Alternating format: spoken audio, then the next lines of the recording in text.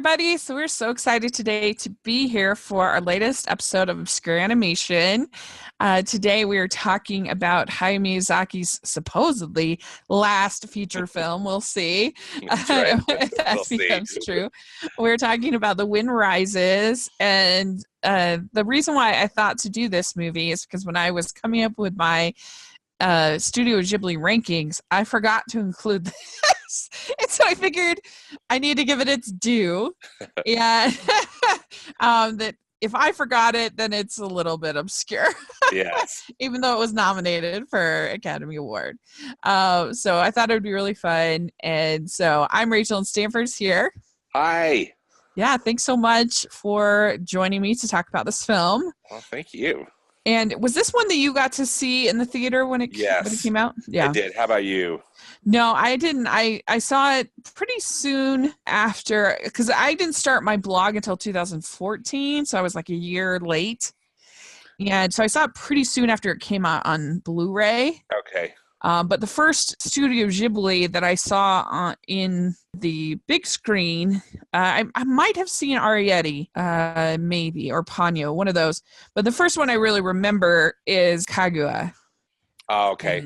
Yes. Yeah, the next year, and when Marnie was there, those two. But no, so I missed this one, but I saw it on Blu-ray. And what did you think when it first came out? Do you remember? Oh, absolutely. I was really bowled over by it. I loved it. I truly was swept away with this incredible animation and emotional story. I have to tell you, and I'm sure some of this will come out in our conversation, but I was a little underwhelmed watching it on my TV. You know what I mean? Well, yeah. I have a Blu-ray, and so I watched the Blu-ray.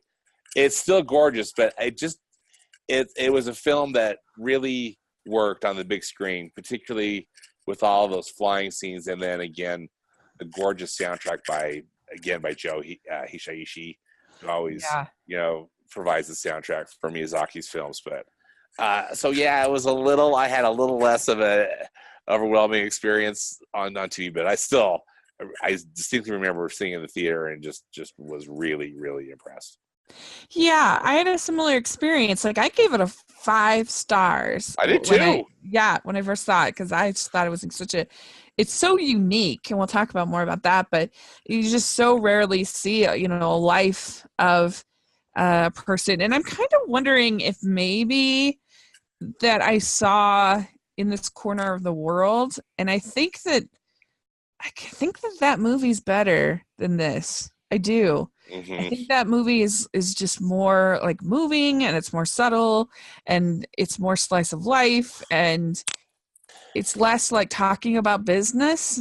Yeah. Than this is. And I kind of wonder if that hurt it a little bit. Like, there's just something about, like, you'll see a movie that you really, really like, and then you see another movie that does the same thing but better. Yeah. And it can't help but affect your feeling about the earlier film that you really liked. This, I thought there were some issues with the history that kept being kind of the exposition in a way about, this historical stuff. And then the main relationship gets a little melodramatic for me. I know we'll talk about it, but I think that kind of affected where I agree with you. In this corner of the world, I think almost handles a lot of that stuff in just a more even keeled way. Yeah. Because even the relationship is much better, much more interesting. It grows. You see conflict. You see love. You see. I mean, it's just better. It's. I don't know. I really think that that's the reason why I had a very different experience compared to 2014 when I watched it. I don't know. I've been kind of befuddled about it because I was just like, why are they talking so much about business? I don't care about business. Maybe I've just become jaded in my old age. I don't know. But it's really interesting because outside of In This Corner of the World, there's not that many biopics in anime that at least I'm aware of. Yeah, exactly. I think that this is really unique in that regard, being a biopic. Yeah. And I mean, most certainly most Miyazaki films involve some kind of magic, some kind of fantasy of some kind. Yes. And the closest that we get to anything like that here is Dreaming. Mm-hmm. Yeah, Yeah. you know, so Yeah. that's like the fantasy sequences. But the one I actually think that's probably the most similar to is probably Porco Rosso. Yeah. I was thinking the same thing, that Yeah, there's a lot of Porco Rosso. minus the pig. I mean, Yeah. It feels like it, and it looks like it in a lot of ways, as far as on some of those flying scenes and some of those aircraft that he's, I think, not only seeing in his dreams, but also that they're building, those different prototypes. yeah, yeah. Yeah, it's pretty interesting. And so this movie it's a fictionalized biopic of the Japanese plane designer, Jiro Hiroshi. Horikoshi is what I think it is, Rach, but I mean, Let's see. Oh yeah, you're right. It's a fictionalized biopic of Jiro Horikoshi. That's right. And I guess Miyazaki actually did the manga of it before doing the movie. That's what I read too in my research. So that was interesting. Yeah, and it's an interesting thing because we know that Miyazaki has always been in love with flying, the idea of flying. What do you think about Jiro particularly inspired Hayao Miyazaki? What about his life? Well, I was wondering that too, and I remember thinking about that when I was watching the first time. I went back in 2014 or 2013, or wherever when I saw it on the big screen. I think it's the flying. I think that he learned about him through his interest in aviation. Again, that's what I'm theorizing is that's what piqued his interest, and he thought that he had an interesting enough life story that also was weaved in through the important thematic or important historical moments in Japan's history that he thought it could make an interesting film. Yeah. What I thought. I sure would like to know. Wouldn't that be cool? Yeah. Talk to Miyazaki and find out. Yeah, I know. Well, so I did find one interview of Miyazaki, which he doesn't do very many, but this was from 2014. And it says in here that his father, his name is Katsuji, ran a company called Miyazaki Airplane, which manufactured tail fins for Japanese fighter planes during the Second World War. Oh, wow. And they said that when he visited the factory, young Hayao was spellbound by the mechanized cleverness of the parts, the way this wire joined to this mast and operated that rudder, and so on. But he made no conscious connection between the objects his father made every day and the places his mind took him at night. In my head, they were totally separate, he says. It's probably a great psychoanalytical study case. I loved aeroplanes because they were incredible machines, but the speed and the height of flying, these were things that were easy to understand as a child. I think a lot of people have the dreams I had. So I thought that was kind of interesting. Oh, that's fascinating. Yeah, thank you for finding that, because I thought that the dream sequences are probably some of my favorite parts in the film when he's talking to the Italian aircraft designer Giovanni Caproni. Hopefully I'm saying that right. Yeah. And those conversations he has with Caproni, I think they're so beautifully animated too, because they're just all the clouds and the wind and these magnificent airplanes. And it's what I don't know. It's that almost as we were just talking about too. That is just almost like the fantasy sequence, again, based in reality, but really whimsical, and happy. It's kind of the happy part of the story, which is interesting because when you think about it, here these creations are being used to kill people, exactly, for a war. So that's from the very beginning. That dream is very complicated. But what I think is interesting is that he he never judges the characters one way or the that. other. He does not place them up as a hero or as a villain at all. Right. It's just Right. merely saying the power of any dream at all to get you through the tough times of life. I think that's the main sort of theme of the movie, is that it doesn't really matter what the dream is used for or what other people do with it. It's that having it gets you through the worst times of your life. Yeah. Yeah. I agree. What's interesting is he says in this interview, he says his father was a lover of cinema and took young Hayao to see films by great Japanese directors of the time, as well as the latest pictures from Europe. He recalls seeing De Sica's Bicycle Thieves and some other movies and more. These films stayed with him, even though at the time he hadn't fully understood them. This, he hopes, is how his younger fans will respond to his final work.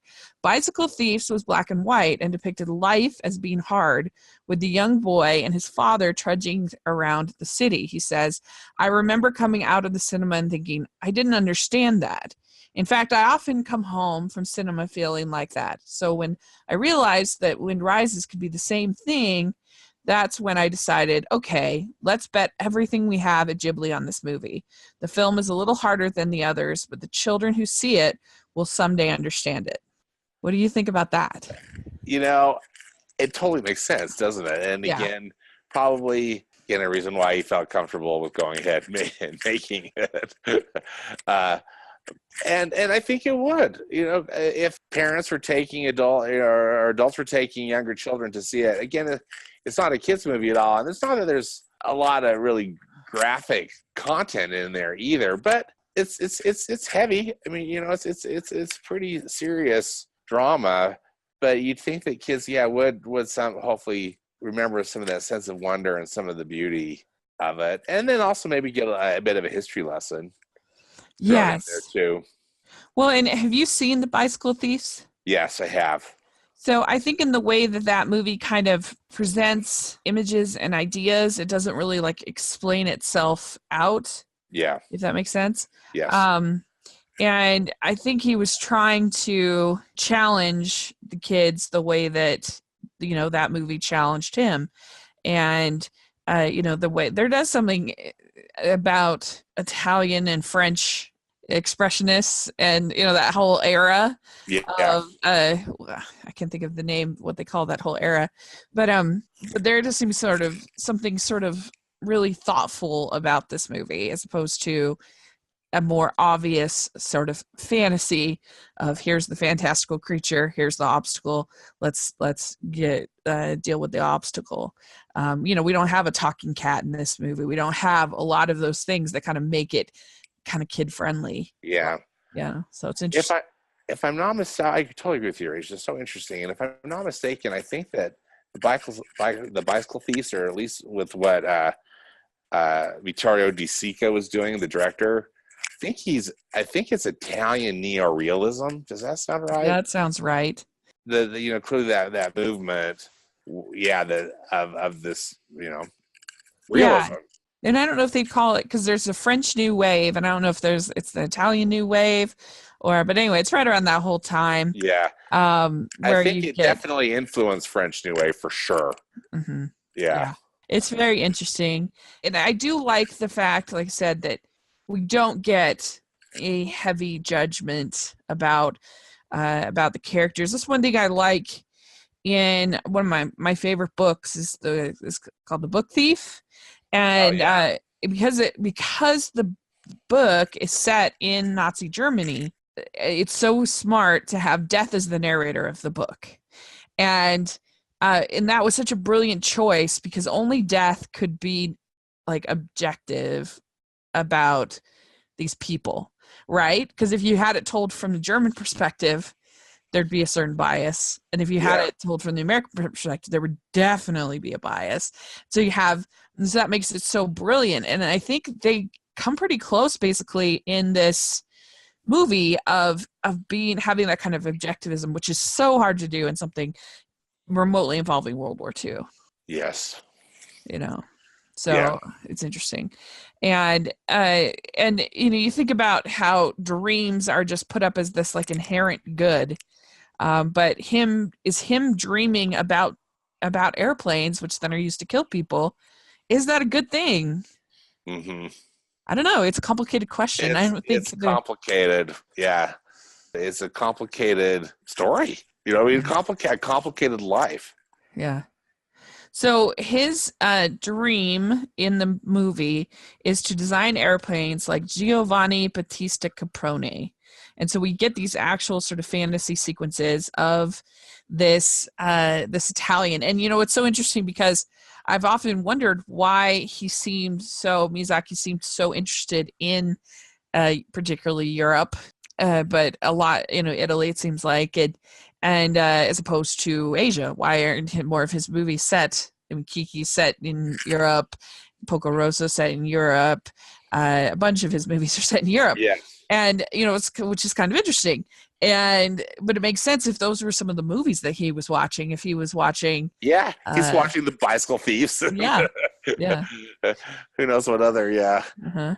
And so you have these scenes, and those, I agree with you. I think those are some of the strongest sections of the film.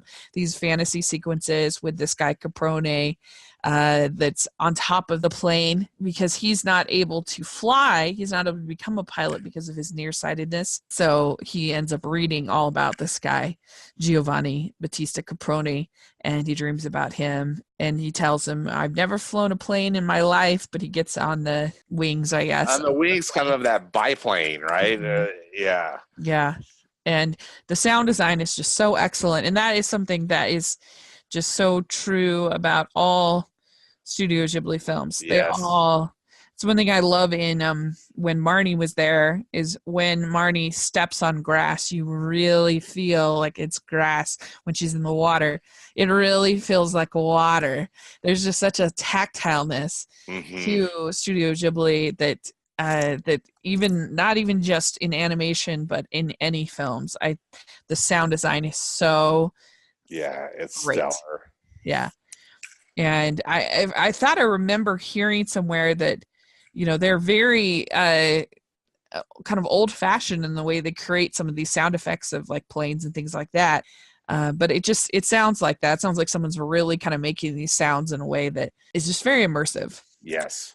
Yeah. Yeah, definitely. So after you have this scene of him as a child, then he ends up in Tokyo Imperial University, and that's the first time he meets the girl named Naoko Satomi. She's traveling. There's the Great Kanto earthquake. Yeah, that earthquake scene. Yeah.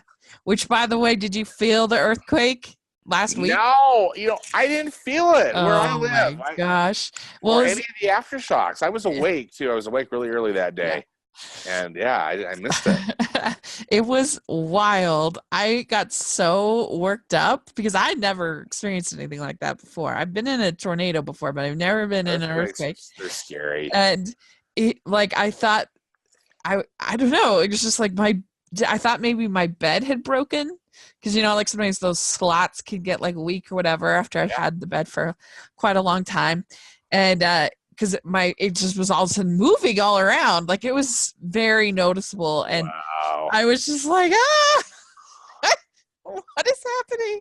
Oh yeah, did anything fall off of any of your? Nothing fell, but it was just very noticeable. And then there was another one about weren't there a couple of aftershocks? Yeah, and I guess Bluffdale was the epicenter or whatever, so that's right by me, which is so close to you. And yeah, it was wild. I didn't ask any of my neighbors or anything felt that, but I think like Lehigh and then people even in Sandy. I don't know if it got up as high as you are, but anyway, it was wild. It was a wild experience. It's unsettling, and you think about it, I mean, here you just lived through one. Then this one that happens in the movie, which is clearly that must have been just a major one because that derails the train and all this stuff is lots of destruction with and so Naoko's maid breaks her leg, and Jiro basically carries her to Naoko's family, but he leaves kind of without giving his name. He's just sort of there. So that was their first encounter. That also has amazing sound design. It's a really pretty memorable sequence. And the score through this by Joe Hisaishi is phenomenal. It's so good. Yes, absolutely. Yeah. It's they're all so good. I know. Every single one of his scores. He's never written a bad score. I just think everyone, and they're all unique and they're gorgeous. It's just, and the recurring themes in this movie I just thought were so lovely. Yeah. Too. I mean, they always are. And this was no exception. Yeah. And then 1927 he graduates.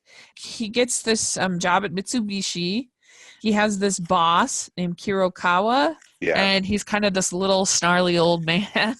What did you think of him? I get interesting, and it's one of the interesting things I thought about just generally this character design. It's classic anime / Studio Ghibli, right? And so this guy was shorter in stature, but had just like the giant mouth and some of those characteristics, you get from some of these different Studio Ghibli and anime films. I thought he was colorful, and that was a good way to animate him in this English dub. And I watched the English dub, and that's the one I see on the big screen too.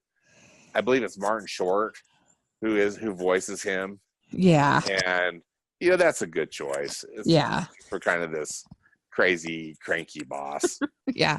What did you think of him? Yeah, he was fine. He's a little grating, but he's kind of supposed to be. Yeah.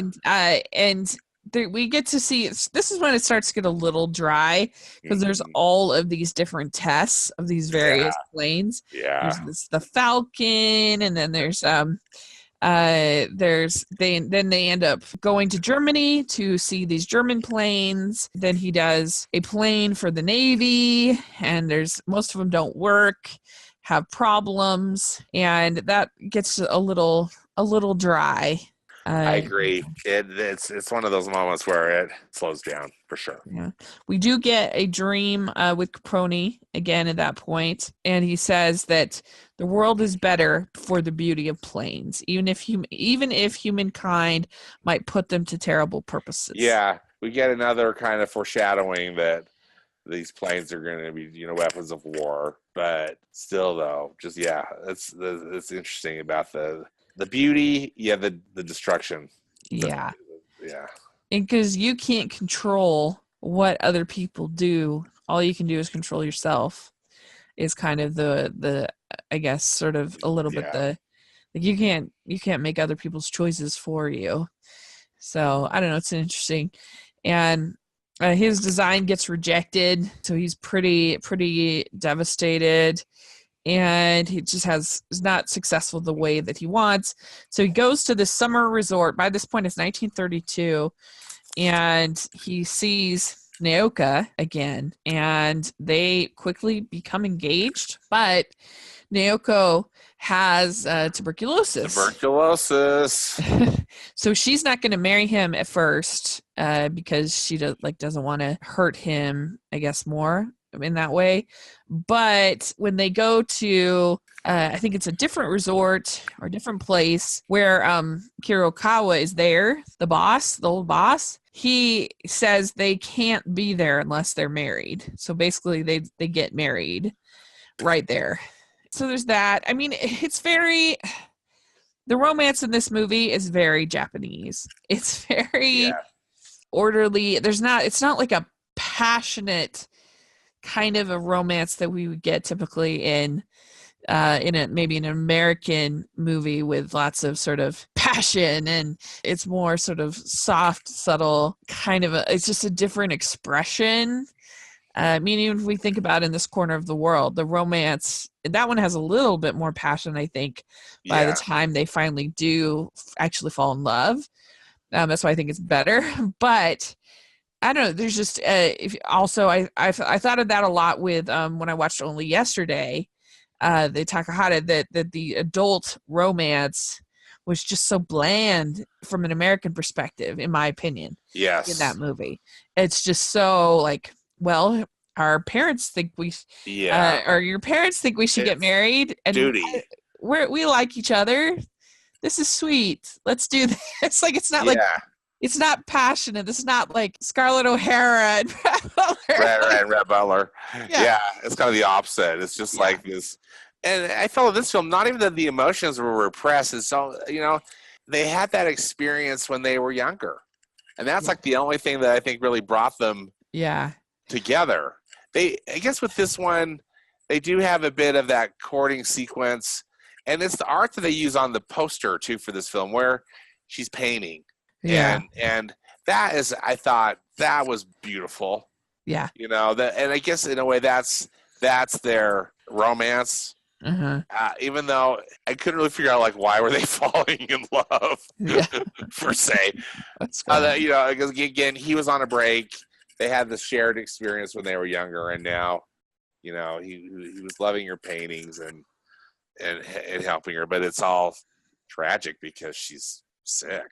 Yeah, I mean, if you think of the difference between this and something like Fault in Our Stars, let's say, an American version of a similar, they're sick and fall in love and whatever kind of a story. It's just a different energy. Yes, absolutely. Than this. I mean, we don't really get to know her hardly at all, except for she's a painter. Yeah. But she's pretty, just a sweet person, but we don't really get to know her very well. Yeah, and she really loves Jiro and is willing to, sacrifice to see him and to be with him. So they get married. Like, okay. All of a sudden, like, they have some time together, which is sweet enough. And then Jiro leaves for a test flight of his prototype, the Mitsubishi A5M. And she goes to like a sanatorium, like a spa kind of place, whatever. She leaves letters, and there's a moment during the sort of test flight that, with the wind, hence the name, that knows that she has died. That she died. So, that's all very, very sweet, and the music helps a lot. The music does help. I did feel like some of their relationship, as I mentioned at the first, was maybe a little too melodramatic for my taste. In that the romance was weird. I mean, they just really, there wasn't really compelling reasons for them. Yeah, I mean, it was melodramatic, but not in the way that melodrama is fun. Yeah, like, you know what I mean? Like I'm saying about Gone with the Wind or something like that. That's like super melodramatic and ridiculous. But that's what makes it great. Yeah, and that makes it fun. But when, or like something like in The Quiet Man, when he like pulls her back from that wind and gives her a kiss. Like that's the kind of melodrama that's fun. Where this is just all very controlled, very culturally, I think, probably quite accurate about what's going on. But and then but she makes that big effort to come back, and you just know, oh, don't do it, you're gonna die. All this stuff, like and maybe that's just because I just knew that there was no way that this was gonna end happily for these two. I think also too, maybe they just added, maybe it was more dread than melodrama. I don't know. Dread on my part is like, you're gonna die. I mean, it is. It's very. It's very Nicholas Sparksian, really, when you think about it in a certain way. True, isn't it? It really is. Yeah. Oh, good point. But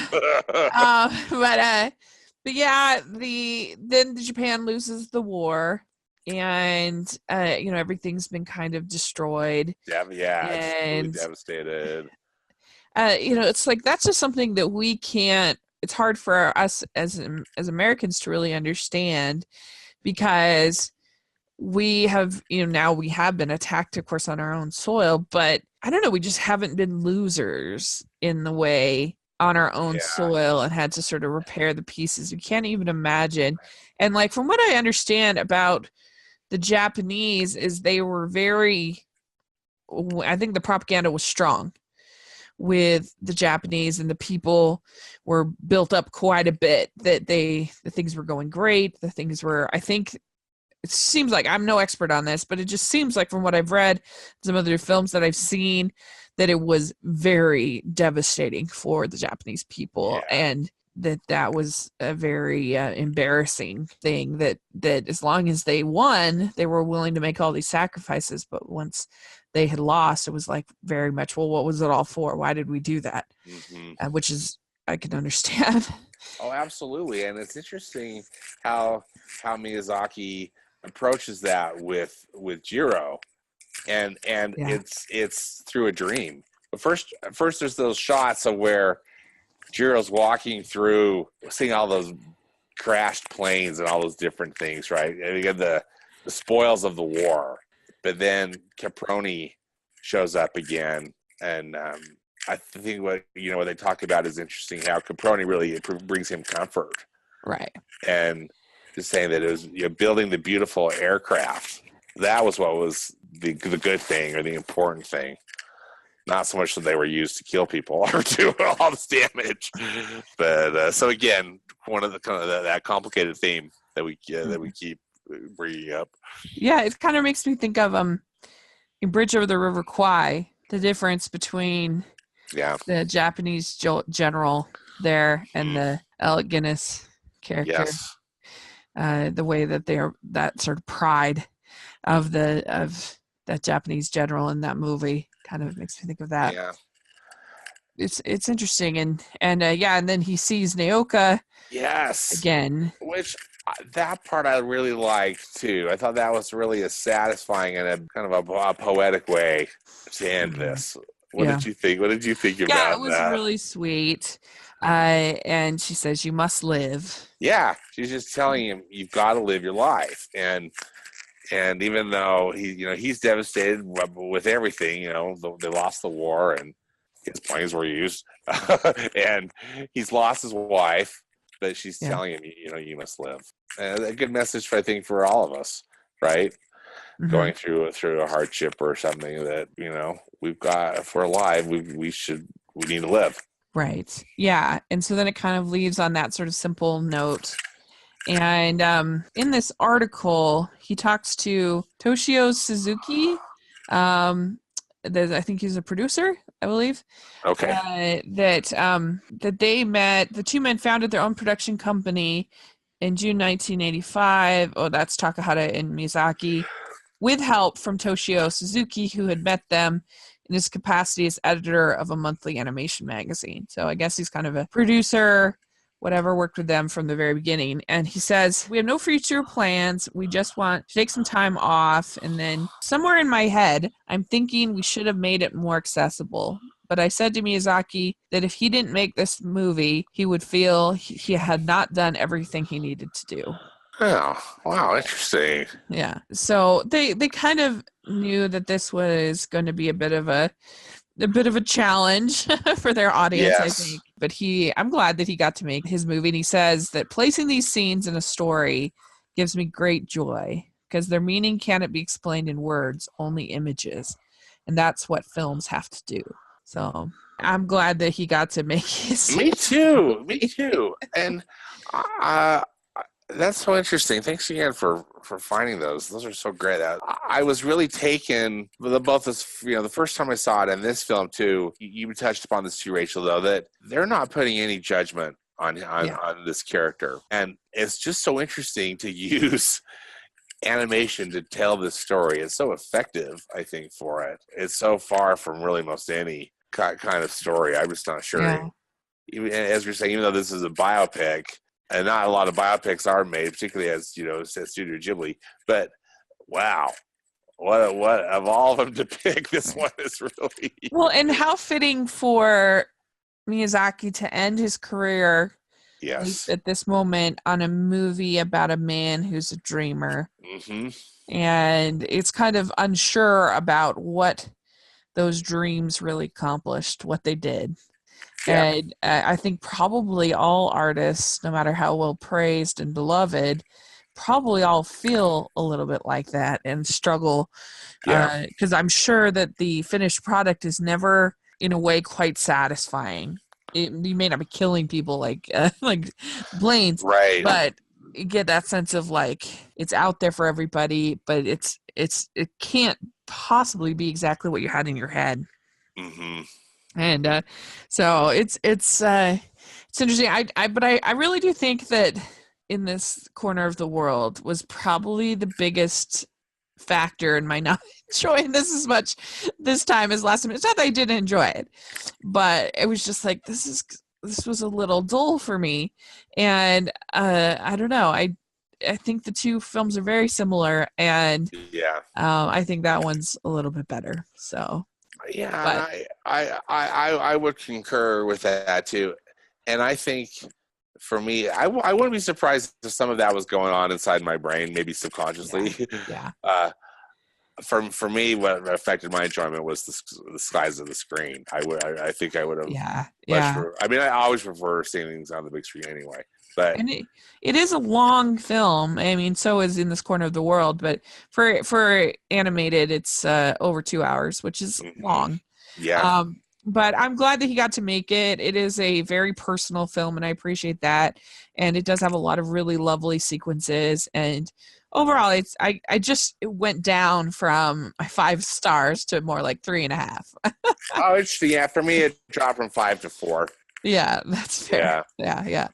So anyway, we'd love to hear what you think of The Wind Rises. Is it a favorite of yours? Let us know in the comment section. We'd love to talk about it and some things that you enjoy about it, where it ranks for you in your Studio Ghibli ranking. I'd probably put it in my middle to lower third, but I just like so many Studio Ghibli films so much. Yeah. That Yeah. I mean, even the Earthsea one that everybody hates, I didn't think it was that bad. I enjoyed it well enough. But anyway, so yeah, I think it would be right around Arrietty and some of those ones around there for me. And they did get a great cast for the vocal dub. I thought so too.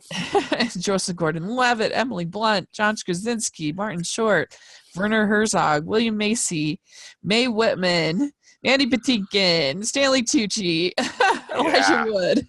It's pretty impressive. It's an A-list cast, and they're good. Yeah. Too. I thought they were all very good. Particularly, I mean, it really falls on Joseph Gordon-Levitt. I think, and he's great. That is one thing that has not been as good with Studio Ghibli compared to Disney is the dubs. They're fine, but they're not as good.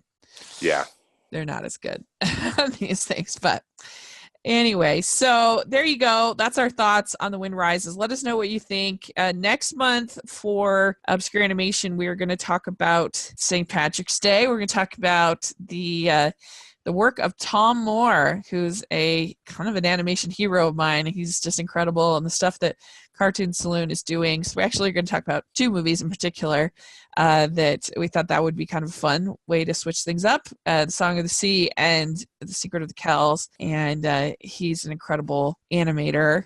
And yes, so he is. Yeah. Excited. So that one's going to be really fun. So we'll look forward to that. And yeah, when we're going to be talking Sleeping Beauty before we know it as well. So a lot of fun stuff. And so Stanford, where can people find you?